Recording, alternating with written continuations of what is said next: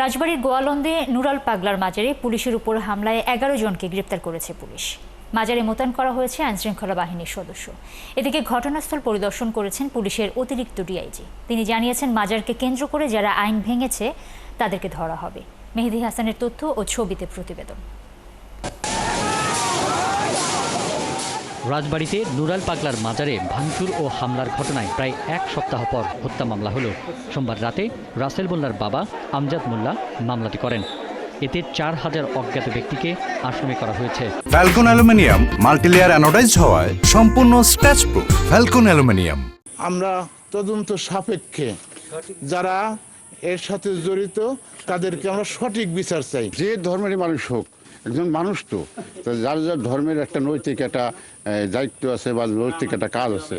তো সেই কাজের বাইরে যদি কোনো কিছু করে, খালি আমি না, জগৎবাসী এটা ঘৃণার চোখে থেকে। ভবিষ্যতে যদি এরকম না হয় সেদিকে আমরা সমস্ত মহোদয়গণের কাছে আমরা আবেদন জানাচ্ছি। মঙ্গলবার সকালে মামলার বিষয়টি নিশ্চিত করেছে রাজবাড়ীর অতিরিক্ত পুলিশ সুপার শরীফ আল রাজীব।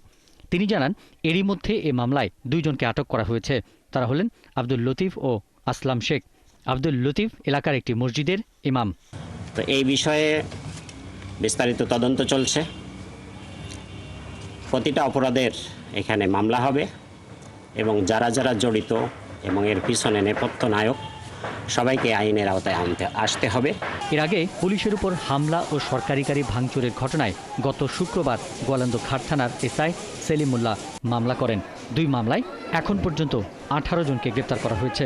হত্যা মামলায় এই পর্যন্ত 2 জন গ্রেপ্তার আছে এবং আমার পাশাপাশি পুলিশ হেফাজত মামলার এই পর্যন্ত 16 জন গ্রেপ্তার আছে এবং প্রত্যেকটা আসামির ভিডিও ফুটেজ পর্যালোচনা করে তাদের গ্রেপ্তার করা হয়েছে। এদিকে এই ঘটনায় গোয়ালন্দ এলাকার বেশিরভাগ মসজিদের ইমাম গ্রেপ্তার আতঙ্কে আছেন।